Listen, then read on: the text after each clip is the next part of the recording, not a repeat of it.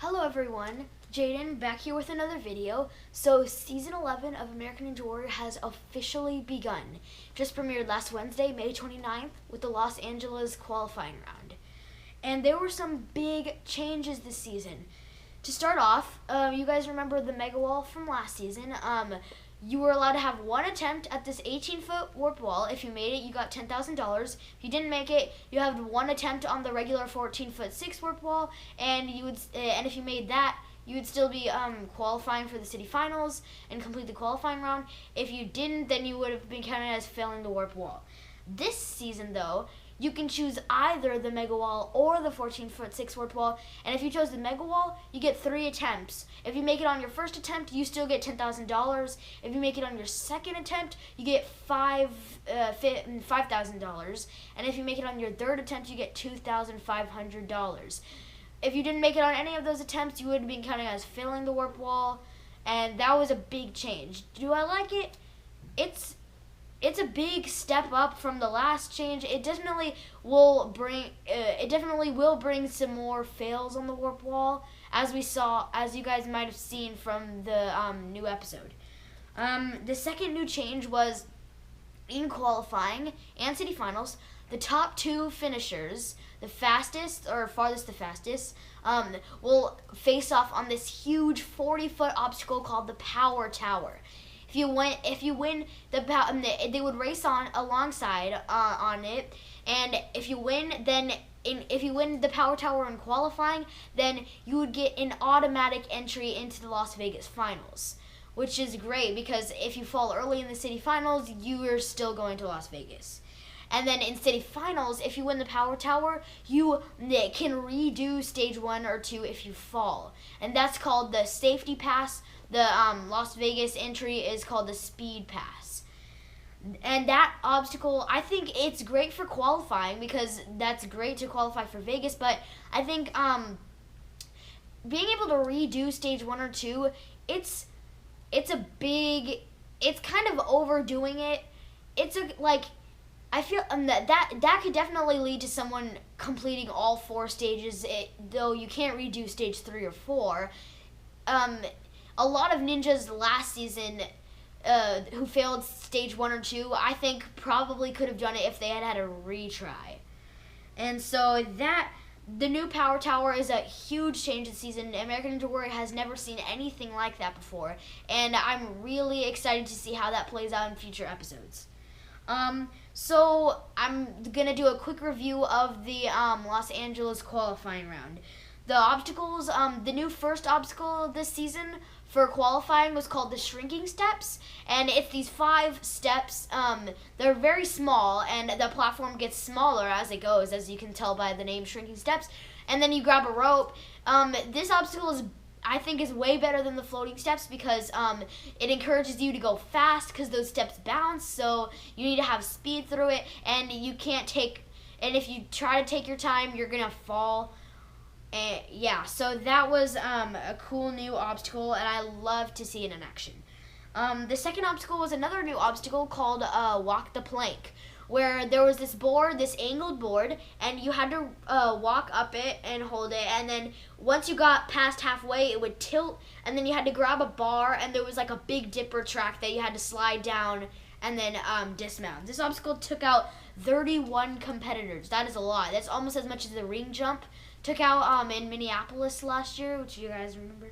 And then the third obstacle, also new, was called Spring Forward, where it was these 3 bars, and they were connected on one side with this cylinder, this gray cylinder, and they bounced up and down, and you had to lâcher to the next one, and then the next one, and then dismount. And that obstacle, it looks deceivingly easy, but judging by how people fell on it, you gotta have a lot of precision and accuracy. So the fourth obstacle was in Minneapolis last year, called Diamond Dash. So and the diamonds I think they were a little bit smaller than they were in Minneapolis last season, but you had to run across them. Yeah, and then the fifth obstacle was an obstacle that dominated in Indianapolis last season. It was called the spin hopper, where you jump up these pipes, then you grab this big pipe in the middle, and then you go down some pipes, and they tilt and spin. The sixth obstacle was the warp wall, as always, with the mega wall and the new rules. So, some highlights from qualifying were David Alvarez. He was 25, and he shared a story about how when he was 13 and his little sister Walissa was 2, she got taken into foster care away from him, and he hasn't been able to locate her or find her since. It was a really sad story, and he revealed that he had kept her pacifier with him, and that's the only thing he has to remember her by. There were some competitors before that. They hadn't made it very far. The furthest that a competitor had made it was the spin hopper, and he became the first finisher. And when he was at the warp wall, he broke down in tears, and it was a very emotional moment. And he held up Wallace's pacifier, hoping that she will watch the show and he can find her. Brian Burke is a 20-year-old rookie. The 19-year-old age limit stayed this season, and he was diagnosed with autism when he was younger. And ninja training, he's really confident with his ninja training, and he thinks that it helps him. Clearly his training paid off, as he also finished the course. Samantha Bush, you might remember her from Los Angeles last season. She said in her story that she, when she was 14, she lost her father, and her mother worked really hard to take care of her and her 3 sisters. She became the first woman of the night to clear spring forward, and she made a really good save on Diamond Dash, kind of similar to Abby Clark last season in Minneapolis qualifiers. She kind of fell down and body surfed her way across it. She completed the ascent going up on the spin hopper, and it looked like she was going to finish, but on the second to last pipe, her left hand, I believe, got caught up, and the pipe spun and she fell. But it was good enough to qualify her through the top 30.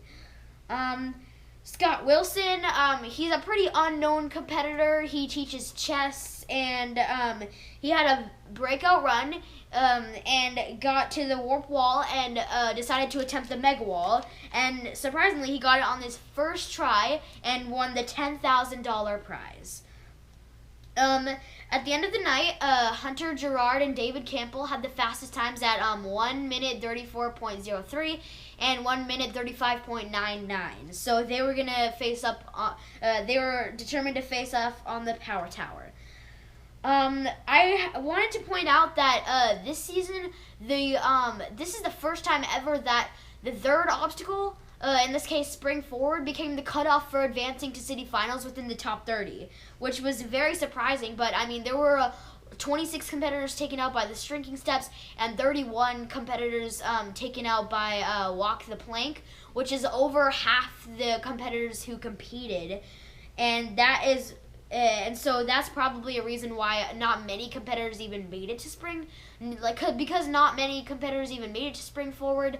The 4 people who got there the fastest got the final 4 spots in the top 30.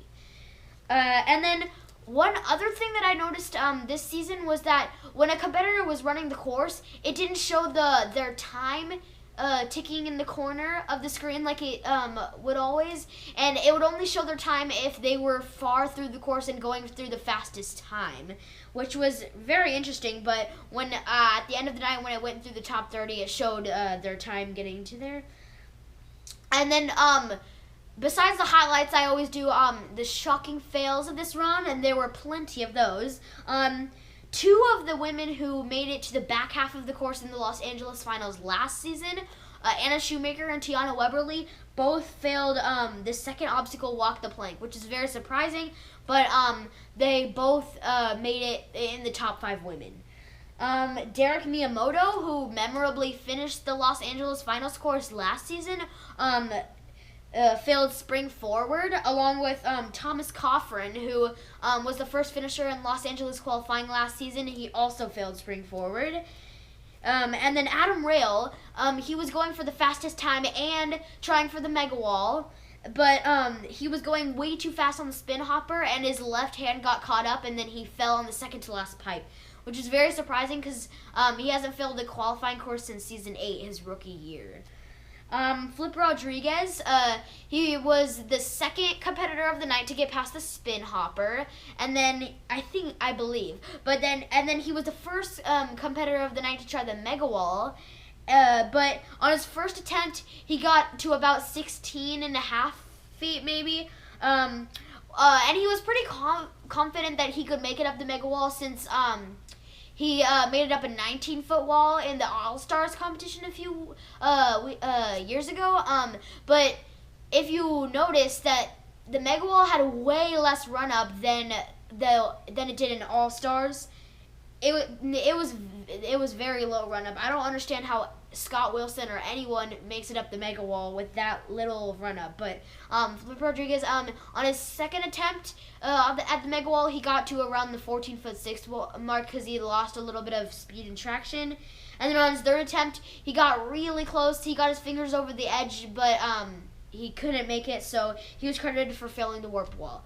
And then Kyle Soderman, who you might remember was an amazing rookie in Ninja vs. Ninja last year, and he beat Kevin Bull to also. And then he and his good friend Hunter Gerard were both competing this year, and he wanted to, because Hunter Gerard had the fastest time so far, and they wanted to compete on the power tower together. And Kyle Soderman, he was going very fast, and he probably could have gotten one of the fastest times, but he decided to go for the mega wall and failed all 3 attempts, just like Flip Rodriguez. So yeah. And then at the end of the episode was the debut of the power tower. So basically in the qualifying, there's these like 5 or 6 steps that are 5 feet high, and you just climb up them, and then you have to jump up and traverse across like a semicircle, huge bar, and it was 40 feet above the ground with a huge airbag down at the floor, and then you have to slide down a pole and then balance across this other pole that's like shaky, and then you have to climb up another pole to get back up to the tower, and then an 8-foot lache between bars, and then there are these 3 bars that you just have to swim across, and then you dismount to the platform and hit the buzzer, and whoever hits the buzzer first gets the speed pass. So the debut, it was Hunter Gerard facing off against David Campbell. So they were pretty even at first, and then Hunter Gerard seemed to get a little edge with his speed down, and then David Campbell, he caught up bouncing across the horizontal pole as he just like ran across and made a leap over.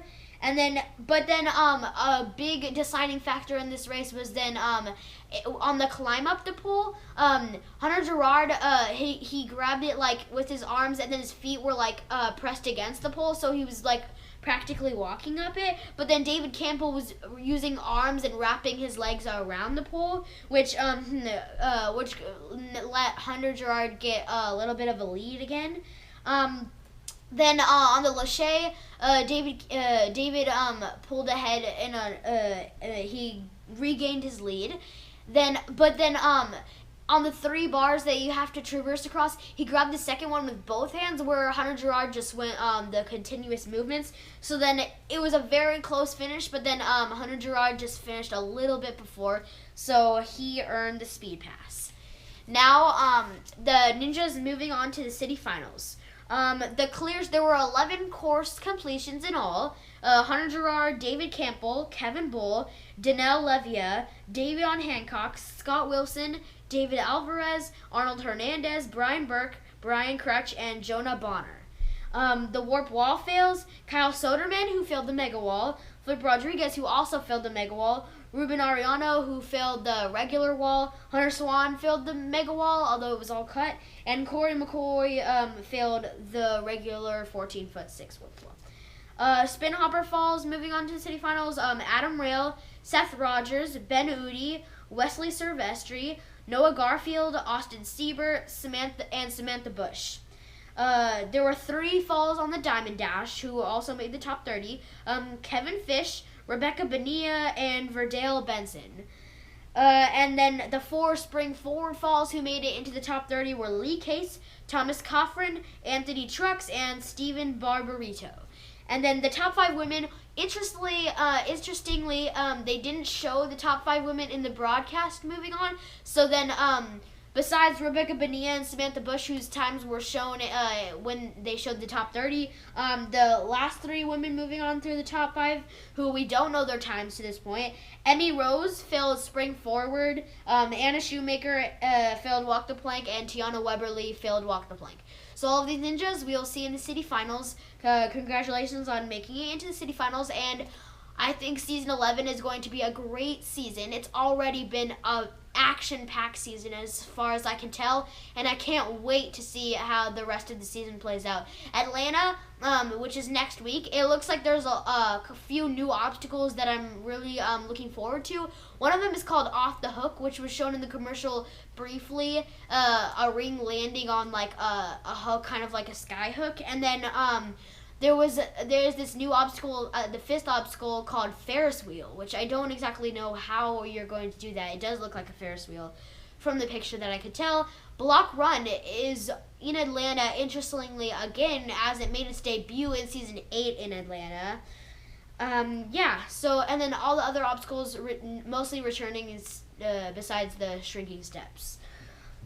So that's all. I hope you enjoyed the video, and I'll be back with more videos on season 11.